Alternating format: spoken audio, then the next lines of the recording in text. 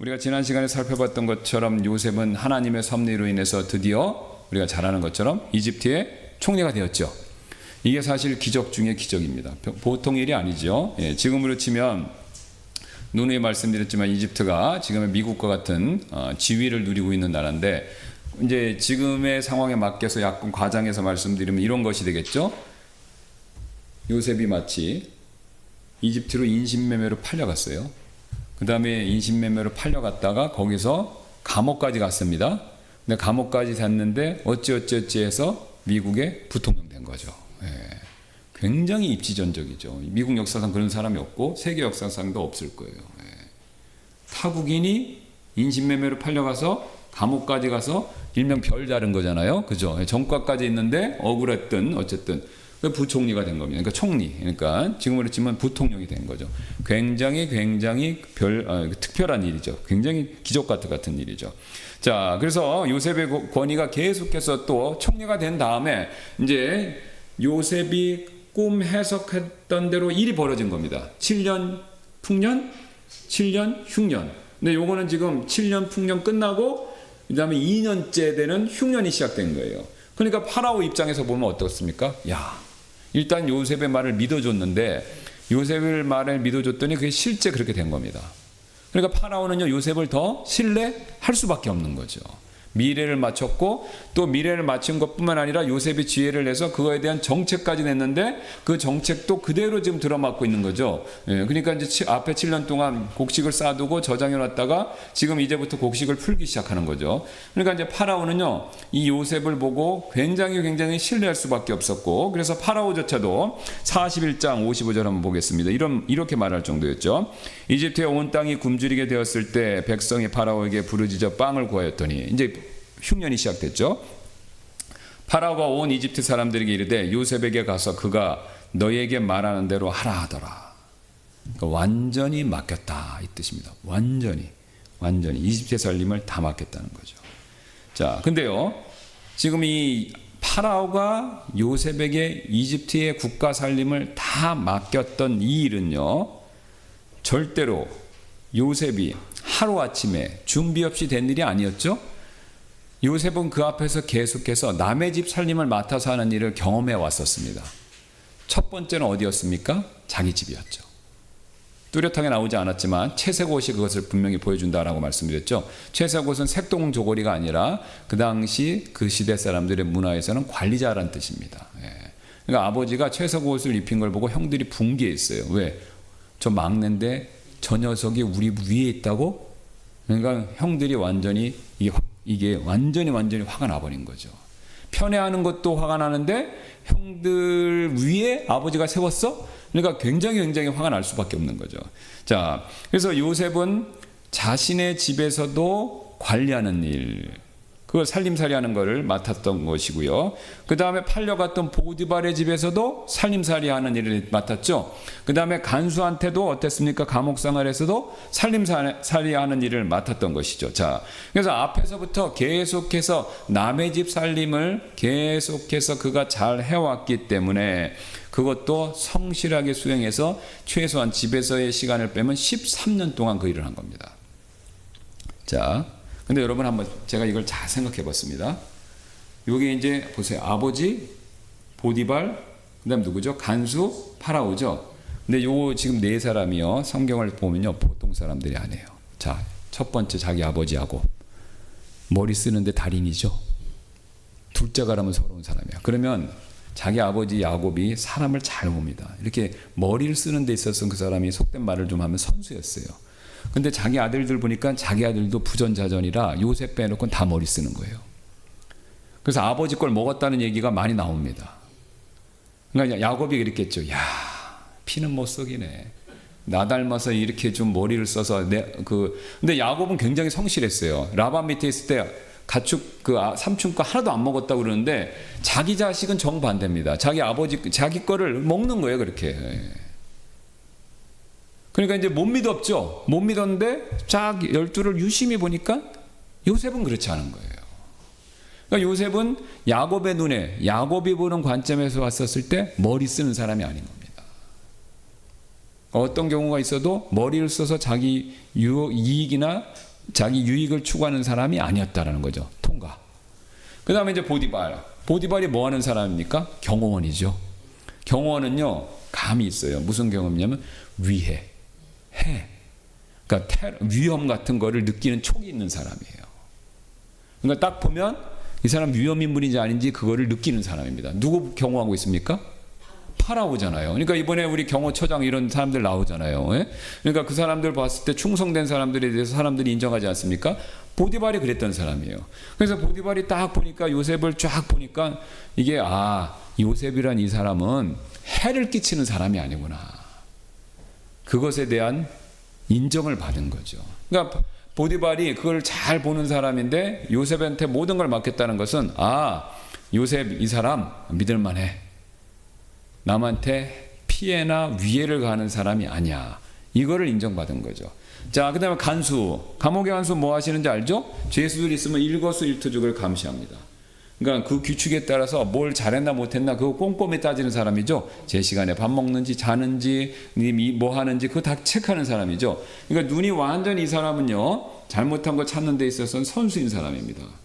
그런데 요셉을 쫙 지켜봤더니 요셉은 모든 것에 있어서 완벽하게 보이는 사람이었다는 거죠.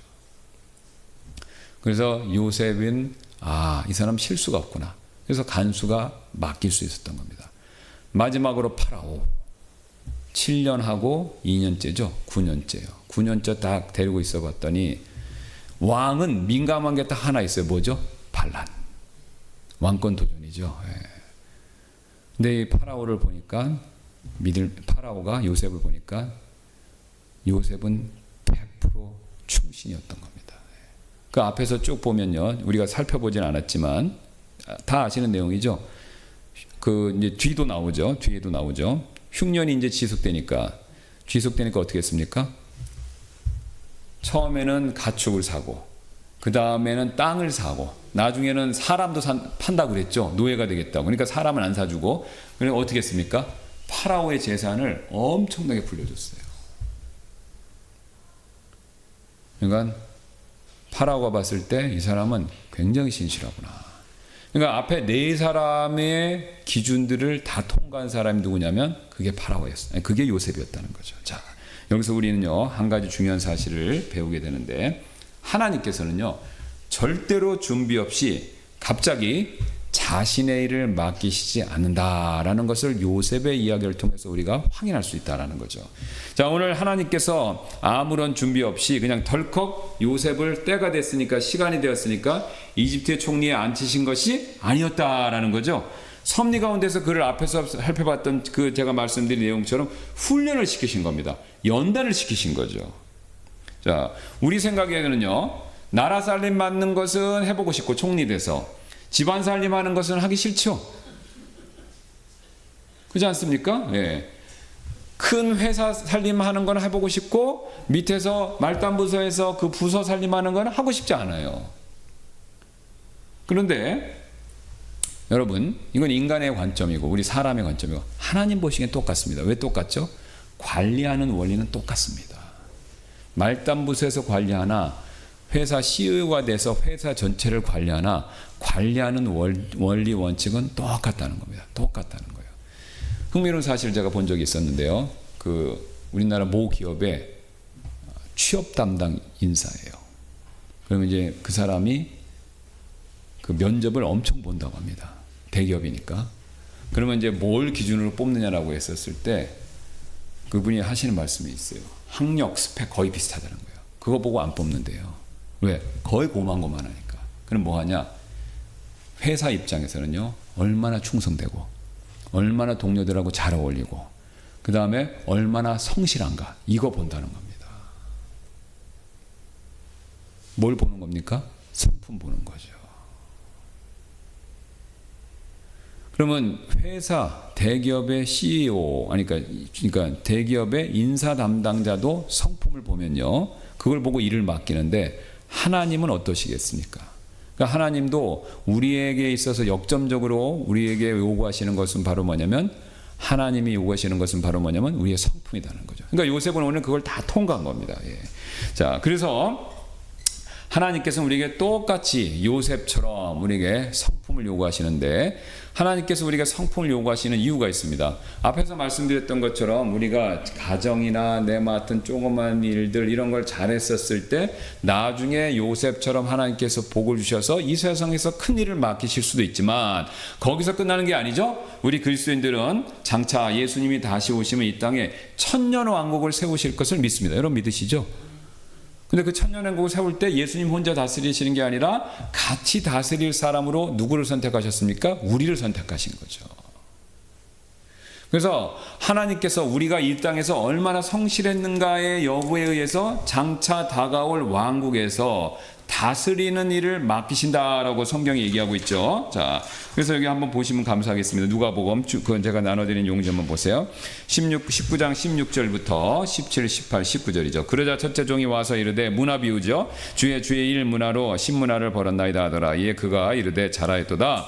너 선한 종아, 내가 매우 적은 곳에 신실하였으므로 너는 열 도시를 다스릴 권위를 가지라 하더라. 또 둘째 종이 와서 이르되 주여 주의 일 문화로 5문화를 벌었나이다 하더라.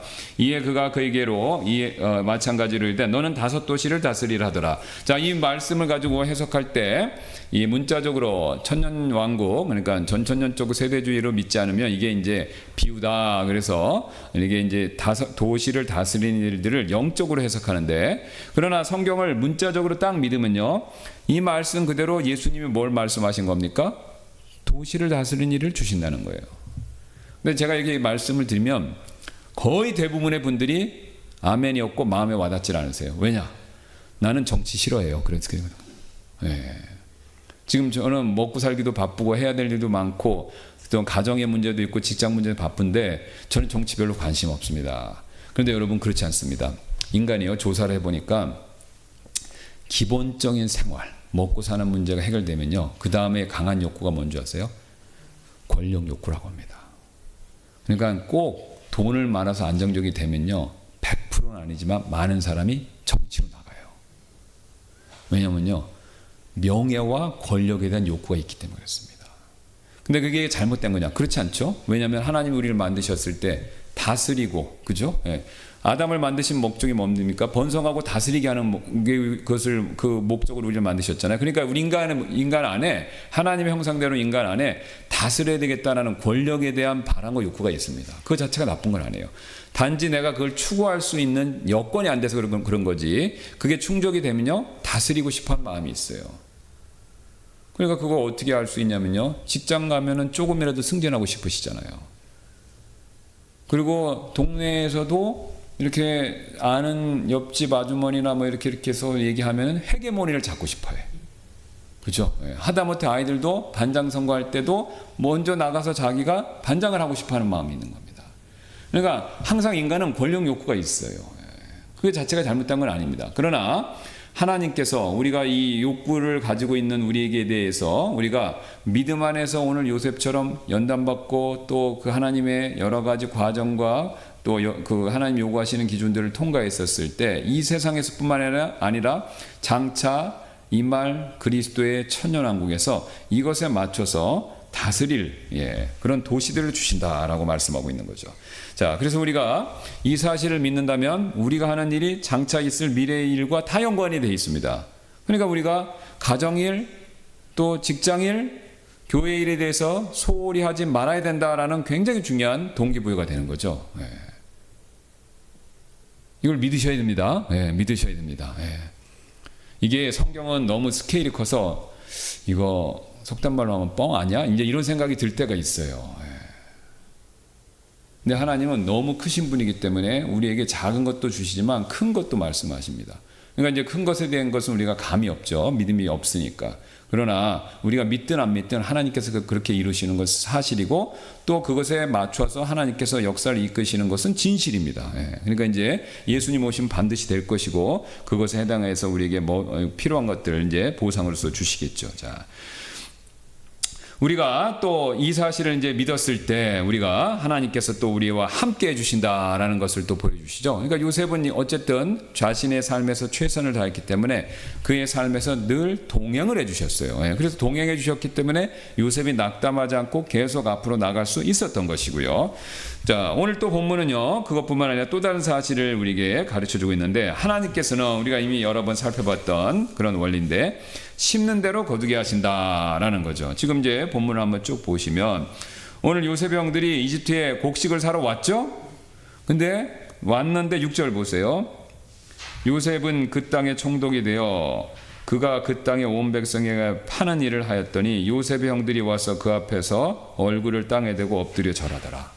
이제 곡식이 떨어져서 야곱이 빨리 가서 사오라고 그랬죠. 그래서 요셉이 바쁘게 이집트 사람들뿐만 아니라 주변에 있는 외국인들로부터 곡식을 막 이렇게 팔고 있는데, 이렇게 이제 막 지시하고 있는데 어서 보니까 많이 벌었던 사람들이 나타나는 거예요. 누구였습니까? 자기 형들이에요.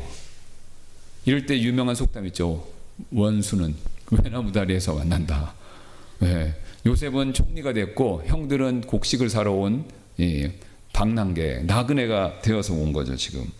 자, 근데 신기한 거는 형들은 요셉을 즉각적으로 알아봤지만 형들은 요셉을 못 알아봤지만 요셉은 형들을 알아봤어요. 그것도 참 묘합니다. 아마 요셉의 형들이 설마 자기들이 팔았던 요셉이 살아서 저렇게 이집트의 총리가 돼서 자기 앞에 있었다라고 꿈도 못 꿨겠죠. 꿈도 못 꿨겠죠. 그리고 뭐 이제 복장이나 외모나, 그리고 이제 여기 문맥에 따라 쭉 보시면 요셉이 히브리 말을 할 줄 알지만 모르는 척하고 이집트 말을 씁니다. 통역을 써서. 그러니까 이제 더더욱 몰랐겠죠. 자, 그런데 일부러 이제 알아차리고 나서 요셉이 형들을 몰아붙이는 죄목 아닌 죄목이 있었죠. 뭐 어떤 것이었습니까? 정탐꾼. 정탐꾼이 영어로 뭐냐면 스파이예요. 자, 그러면 이 스파이라고 말하는 이유가 있습니다. 스파이가 제일 잘하는 게 뭡니까? 속이는 거죠. 그러니까 요셉이 스파이라고 얘기한 건 이유가 있었어요.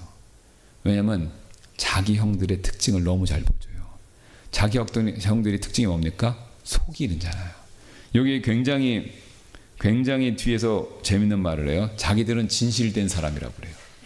소개할 때 한번 보세요. 자, 여기 보시면 나중에 또 보겠지만, 자, 여기 어디를 보시냐면 11절, 우리는 모두 한 사람의 아들로서 진실한 자들이오며.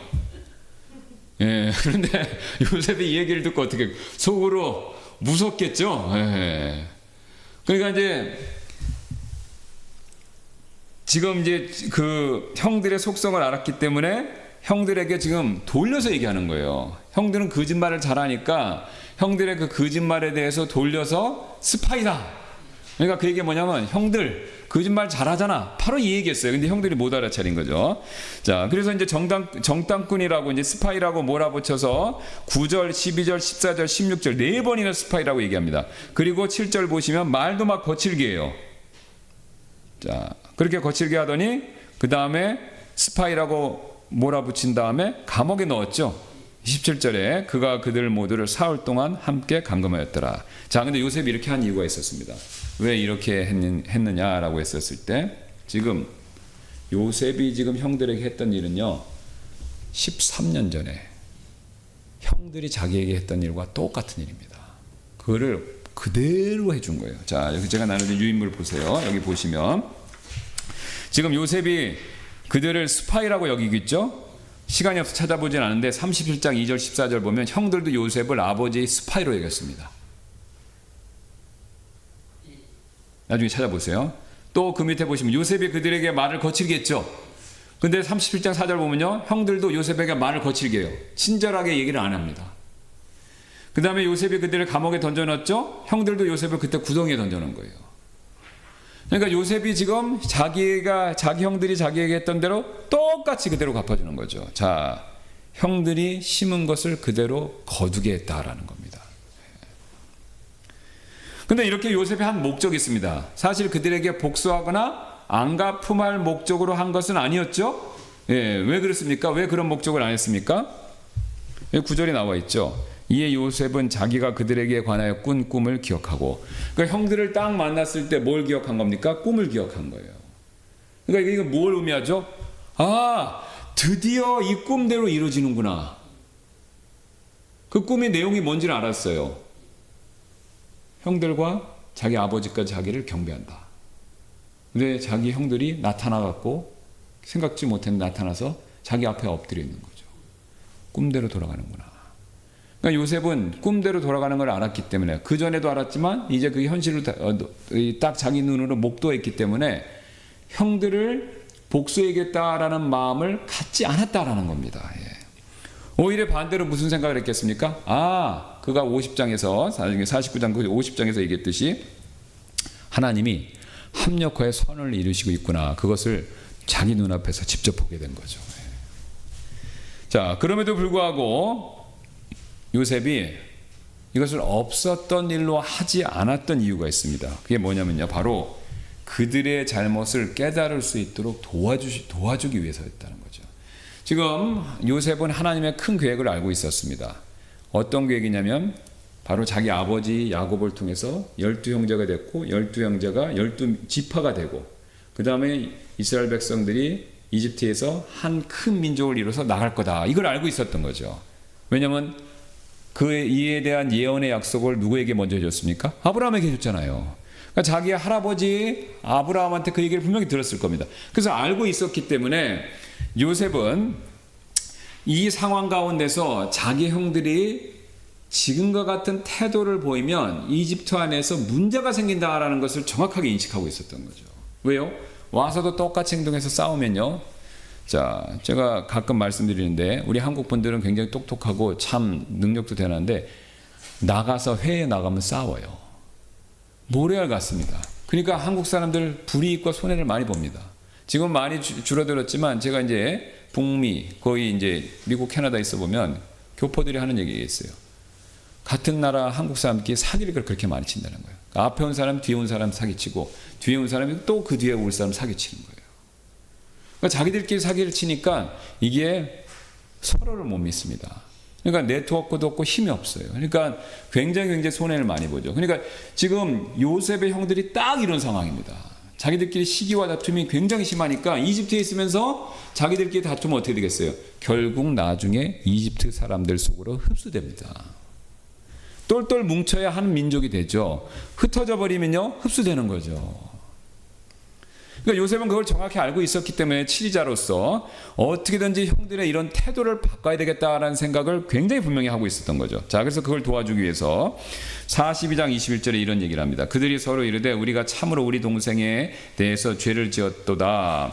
그가 우리에게 간청할 때 우리가 그의 혼의 고통을 보고도 들으려 하지 아니하였으므로 이 공경이 우리에게 임하였도다. 지금 외면당했다라고, 그러니까 요셉의 간청을 외면했기 때문에 자기도 외면당한다 이렇게 얘기하죠. 또 요셉의 괴로움을 보고도 듣지 않았기 때문에 자신들도 똑같은 일을 당한다 그렇게 얘기하죠. 자, 형들이 뭘 깨닫고 있습니까? 지금 자기가 겪는 일을 통해서 과거에 요셉에게 잘못했던 일들을 새록새록 다시 한번 깨닫게 된 겁니다. 그러니까 하나님의 이것도 섭리죠. 자기가 한 일을 통해서 자기 동생에게 한 잘못을 보게 하는 겁니다. 자, 하나님께서 우리에게도 마찬가지로 역사하신다라는 거죠.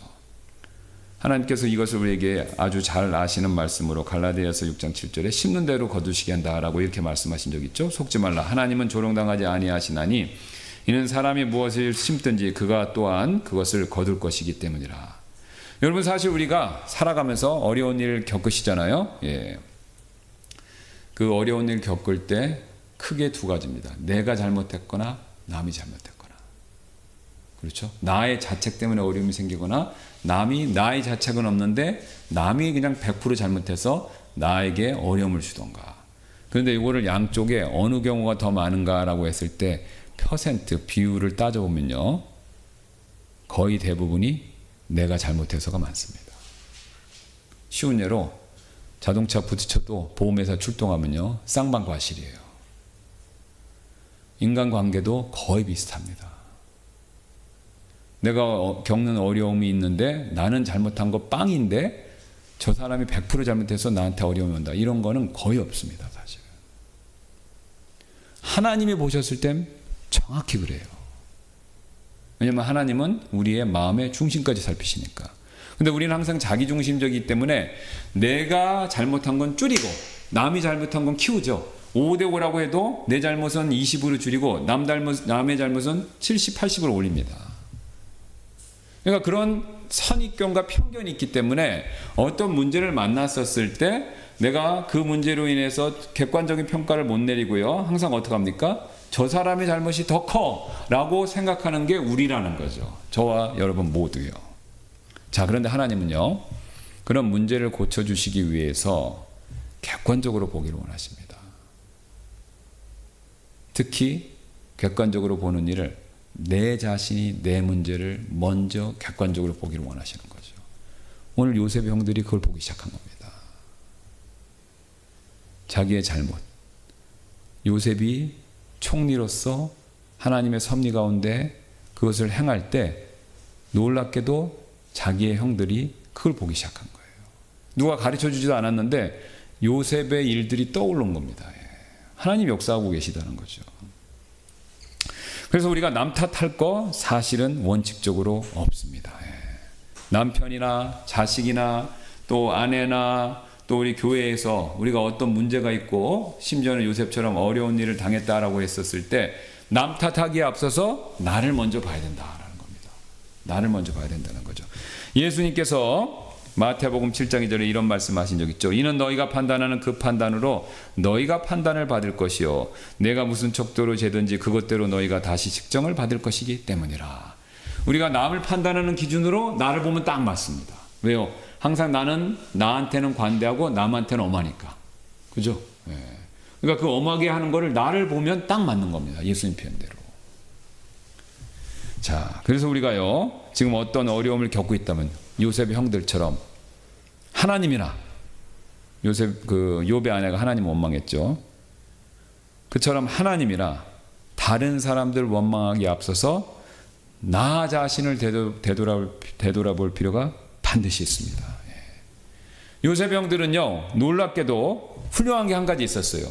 오늘 이 상황 가운데 계속해서 남 탓을 한 게 아니라 누굴 본 거예요? 자기를 보기 시작한 거예요. 이게 중요한 겁니다. 요셉 형들한테 배울 점이에요. 끝까지 고집을 부린 게 아니라 자기를 보기 시작했다라는 거죠. 자, 이뿐만이 아닌데 오늘 본문은 또 더 중요한 진리를 한 가지 가르쳐 주는데요. 하나님께서는요, 우리의 그런 모든 잘못에도 불구하고 진심으로 회개하고 뉘우치기를 원하신다라는 거죠. 자, 지금 오늘 보시면은 요셉은요, 자신의 형들을 보자마자 자신의 정체를 드러내고 형들을 환대할 수도 있었어요. 형들 보세요, 내가 얼마나 출세했는지. 그렇죠? 그렇게 할 수도 있었죠.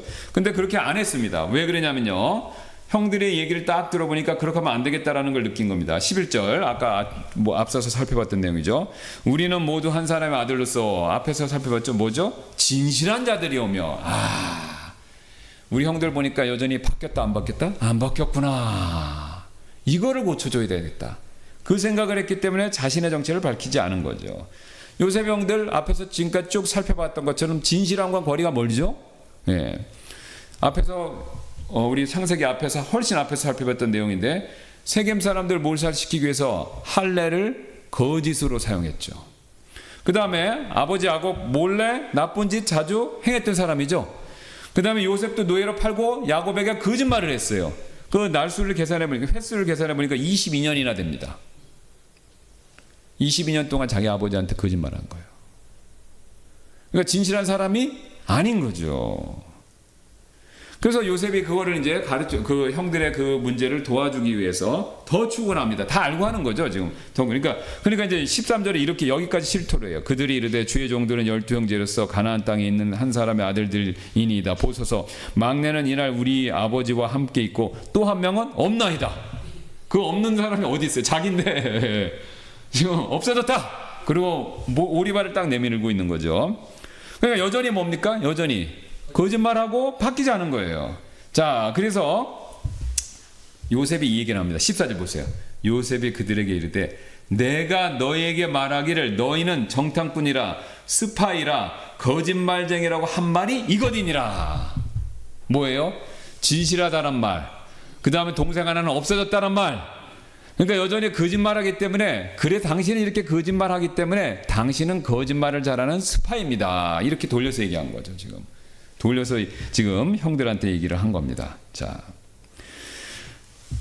요셉은 이 상황에서 자신의 정체를 드러내고 형들을 혼내줄 수도 있었지만 하나님의 지혜가 충만했던 요셉은 그런 방법을 쓰지 않았습니다. 왜냐하면요, 형들이 진정으로 자신의 잘못을 깨닫고 뉘우칠 수 있는 것을 도와주기 위해서 그랬죠. 뉘우치도록 도와주기 위해서. 자, 지금 요셉의 목적은요, 형들을 혼나는 데 두는 것이 아니었습니다. 변화시켜 주는데 그 목적을 두었다라는 거죠. 자, 사실 우리는요, 이 두 가지, 변화와 벌 주는 거를 혼동할 때가 굉장히 많이 있죠. 우리가 사람이 어떤 뭐 자녀나 배우자나 또 뭐 부하 직원이나 내 주변 사람들이나 잘못을 하면요, 그 사람들의 잘못에 대해서 혼내주는 거하고 그 사람들을 변화시키는 게 헷갈릴 때가 너무 많습니다. 그러니까 우리 그리스도인들의 궁극적인 목적은요, 혼나는 데 두는 것이 아니라 변화시키는 데 둬야 된다는 겁니다. 왜요? 하나님은 항상 이걸 원하세요. 하나님은 우리를 혼내는 데 목적을 두시는 것이 아니라 하나님은 우리를 변화시키는 데 목적을 두신다는 거죠. 그래서 변화시키는 과정에 혼내는 게 필요하기 때문에 쓰실 수도 있고 안 쓰실 수도 있는 거죠. 자, 요셉이 이런 지혜를 가졌기 때문에 변화시키기 위해서 굉장히 지혜로운 방법을 썼는데 그 방법이 뭐냐면 제가 늘 말씀드리는 은혜의 방법이었습니다. 오늘 본문을 보시면요, 요셉이 정말로 지혜롭게 은혜의 방법을 썼다라는 것이 계속해서 언급해 나옵니다. 자, 지금 벌보다 은혜를 더 많이 베푸는 모습을 보여주는데요. 지금 처음에는 이제 3일 동안 가두고 나서 18절부터 보겠습니다. 18, 19, 20절. 갑자기 풀어줘요. 그러더니 이런 얘기를 해요. 사흘째 되는 날에 요셉이 그들에게 이르기를 나는 하나님을 경외함으로 너희는 이렇게 해서 살찌니라. 자, 감옥에서 내온 다음에 당신들 이렇게 잘못했으니 벌 받아야 됩니다 라는 말 대신에 어떻게 합니까? 죽어야 된다는 말이 아니라 뭐죠? 살라, 이렇게 얘기하죠. 그 다음에 19절. 만일 너희가 진실한 자들이면 너희 형제들 중 한 사람만 너희 감옥집에 결박당하게 하고 너희는 갈지니 너희 집의 기근을 위하여 곡식을 가져가라. 곡식을 가져가라고 얘기하죠. 뒤에 나오지만 이 곡식을 주면서 돈도 안 받습니다. 돈도 안 받죠. 그 다음에 20절. 그러나 너희의 막내 동생을 내게로 데리고 오라. 그리하여야 너희의 말이 증명되고 너희가 죽지 아니하리라. 자, 여기서요, 3번에 걸쳐서 벌 대신에 은혜를 베푸는 장면을 보여주는데 이 요셉이 은혜를 베풀어주는 방법이 예수님이 하신 일에 대한 정확한 모형이 됩니다. 자, 보세요. 지금 감옥에 갇혔죠. 형들이 잘못해서 거짓말하고 요셉에게 잘못했기 때문에. 그런데 여기서 벌바다에서 사실은 엄청나게 고생하고 어쩌면 죽어야 될지도 모르지만 어떻게 됐습니까? 풀려났죠. 근데 그냥 풀려난 게 아니라 뭐까지 줍니까? 곡식도 주고요, 돈도 돌려줍니다. 그러니까 죄인이 풀려나는 것에서 멈추는 게 아니라 그 외에 플러스 알파를 받는 겁니다. 곡식과 돈까지 받는 거죠. 하나님의 은혜의 원리를 정확하게 요셉이 지금 보여주고 있습니다. 자, 이렇게 은혜를 베풀자 신기하게도 21절 보니까요, 형들의 마음이 움직이기 시작합니다. 21절. 그들이 서로 이르되 우리가 참으로 우리 동생에 대해서 죄를 지었도다. 이제 실토하죠. 그거 참 신기하지 않습니까? 처음에 요셉의 거칠게 대하고 윽박지를 때는요, 거짓말이에요. 진실한 사람이고 형들이 한 명은 어디 없어졌는지 모른다 그랬어요. 근데 그래서 감옥에 가두고 나서 3일 뒤에 이제 요셉 형들이 생각을 해봤겠죠. 야, 이제 우리 죽었다. 그렇게 생각했는데 갑자기 풀어주면서 은혜를 대해주니까 형들의 마음이 싹 180도로 달라지는 겁니다. 그러면서 그가 우리에게 간청할 때 우리가 그의 혼의 고통을 보고도 들으려 하지 아니하였으므로 이 공경이 우리에게 임하는도다. 그리고 22절에 르우벤이 그들에게 대답하여 이르되 내가 너에게 말하여 이르기를 그 아이에게 죄를 짓지 말라고 하지 아니하느냐. 그래도 너희가 들으려 하지 아니하였느니라. 그런즉 보라 그의 피도 우리에게 요구하는도다 하더라. 실토하기 시작한 거예요. 그리고 자기들끼리 자책을 합니다. 루벤이 앞장서서 얘기하는 거죠. 형들의 마음이 은혜를 받자 뉘우치는 쪽으로 바뀌기 시작한 겁니다. 더 놀라운 거는요, 우리 창세기 본문으로 다시 한번 더 가시면 42장 보시면요, 요셉이 이 장면을 보고 감동을 받습니다. 그렇죠? 감동을 받으면서 42장 23절 될 거예요. 23절. 자, 보세요. 그들은 그가 자기들의 말을 알아들은 줄을 알지 못하더니 이는 요셉이 통역자를 통해 그들에게 말하였기 때문이더라.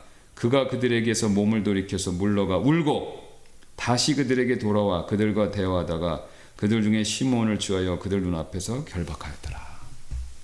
형들이 변하는 모습을 보니까 요셉의 마음도 어땠습니까? 감동이 온 거죠.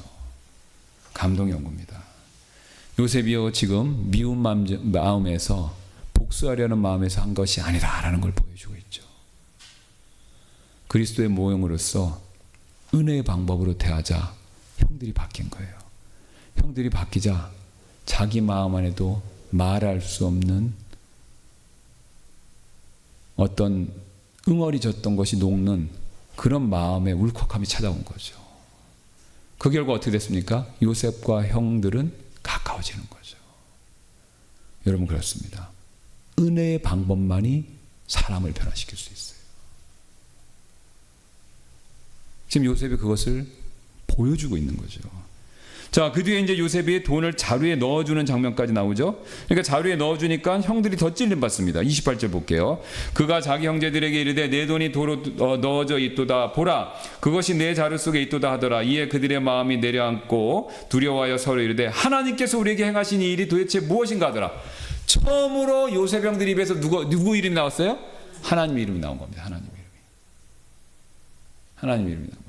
자기는 풀려난 것도 감사하고 곡식받은 거 하는데 돈이 거기 있으니까 아찔한 거죠. 예, 아찔한 거죠. 자기들이 안 훔친 걸 압니다. 예, 근데 이게 받지 못할 돈을 받아버렸으니까 아찔해버리는 거예요. 그러니까 하나님께서 우리에게 행하신 일이 도대체 무엇인가?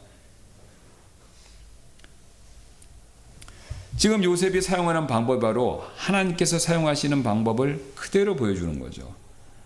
벌을 받고 망하는 것이 아니라 회개하고 변화되는 거.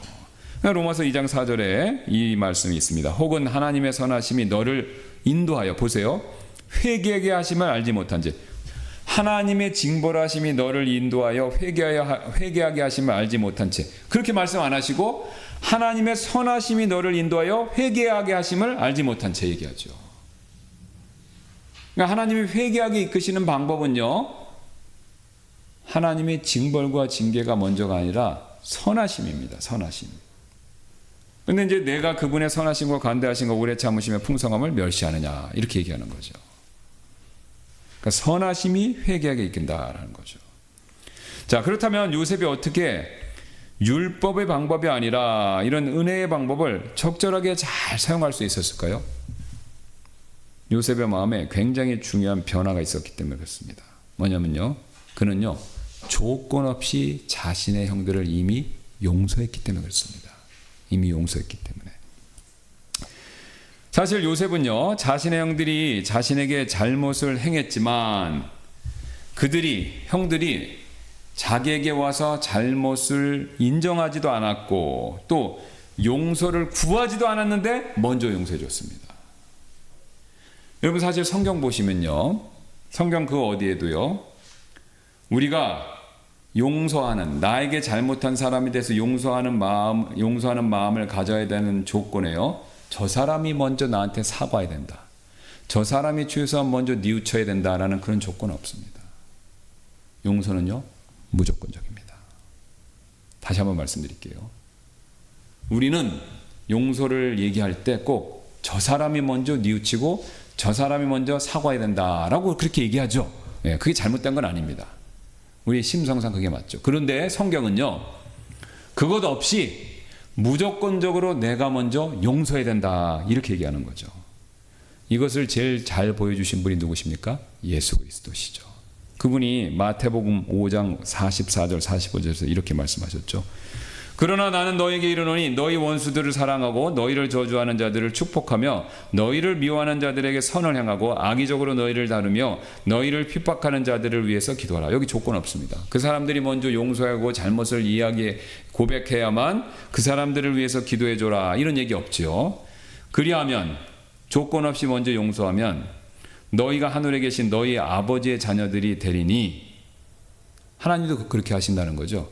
이는 그분께서 자신의 해를 악한 자들과 선한 자들 위에 떠오르게 하시며 비를 의로운 자들과 불의한 자들 위에 내려주시기 때문이라. 하나님은요, 김정은이 하나님 앞에서 뉘우치지 않았는데도 해와 비를 내리십니다. 그의 생명을 유지시켜 주세요. 하나님 한자 얘기하지 않았는데도.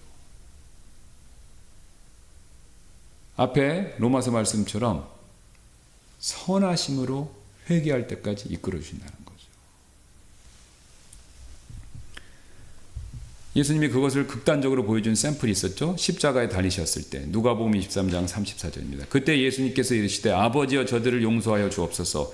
이는 저들이 자기들이 하는 일을 알지 못하기 때문이니이다. 이거 다 하시는 말씀이죠. 십자가 달리셨어요. 그런데 예수님이 이 십자가 달리셔서 그들을 특별히 자기를 십자가에 못 박은 사람들, 그 사람들을 위한 용서의 기도를 해주셨어요. 자, 그런데 그때 예수님이 그들을 위해서 용서를 위한 기도해 주셨을 때 그 사람들이 먼저 예수님한테 예수님 죄송합니다. 제가 어쩔 수 없이 당신을 십자가에 못 박았어요. 이런 사과를 했습니까? 저 죄인이라 어쩔 수 없이 이렇게 했습니다. 그렇게 예수님께 먼저 용서를 구했나요? 아니죠. 그런 것 없었는데도 예수님은 무조건적으로 용서해 주셨어요. 더 나아가서요, 예수님은요, 저와 여러분들이 예수님 잘못했어요 라고 그렇게 빌고 뉘우치고 용서를 구하기도 전에, 즉 죄인 되었었을 때 십자가로 가셔서 우리의 죄를 다 용서해 주셨습니다. 우리 가운데 그 누구도요, 예수님께 먼저 용서를 구하고 용서받은 사람 없어요.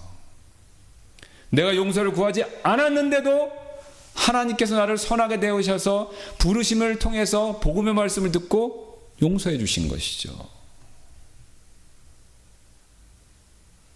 우리는 근데 반대로 생각합니다.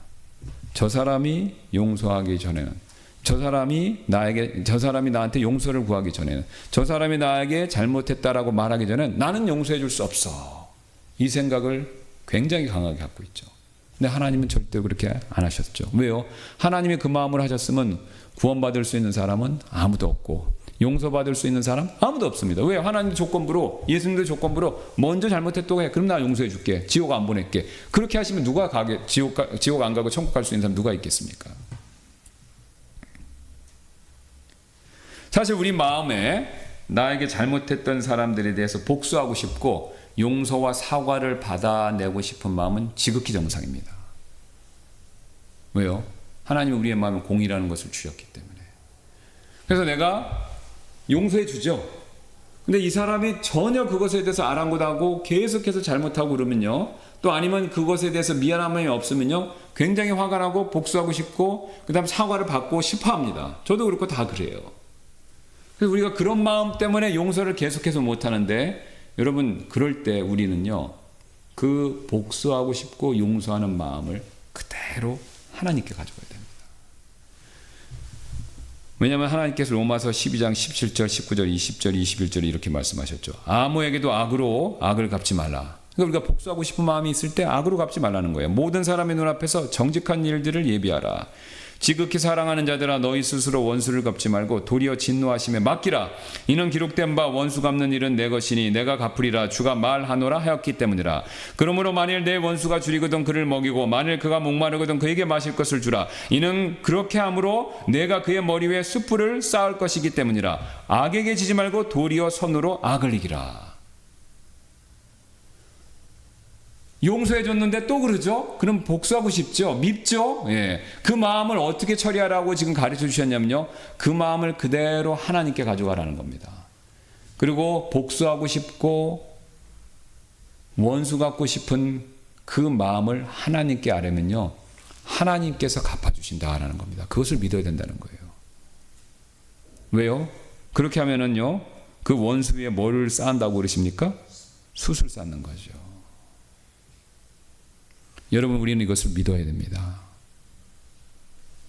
자, 제가 정리해서 말씀드릴게요. 두 가지입니다. 첫 번째, 나한테 잘못하는 사람이 있죠. 가까운 가족부터 저 멀리 나하고 별로 친하지 않은 사람들까지. 그럼 우리가 그 사람들이 나한테 잘못했을 때 우리 인간적인 본성상은 그 사람이 먼저 사과해야 내가 용서한다, 이거죠. 근데 오늘 주님께서는요, 먼저 용서하라고 말씀하십니다. 그럼 내가 거기 순종해서 용서하면요, 그걸로 끝나는 게 아닙니다. 한 번 용서해서 내 마음에 화평과 평안이 계속 가면 좋은데 절대 그렇지 않죠. 그 사람이 잘못하는 모습을 또 보면 화가 납니다.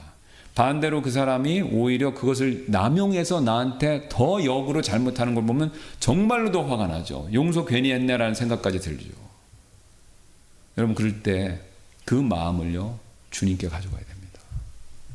그리고 주님께 아뢰야 돼요. 주님, 제가 원수 갚고 싶고 화가 나고 분노가 생기는데 이거 하나님께 맡깁니다.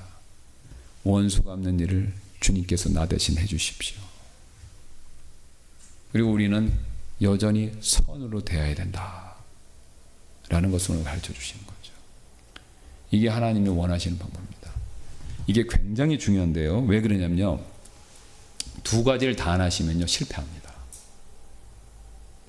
용서하는 걸 하다가 감정 처리가 안 되면요, 용서를 못 하세요.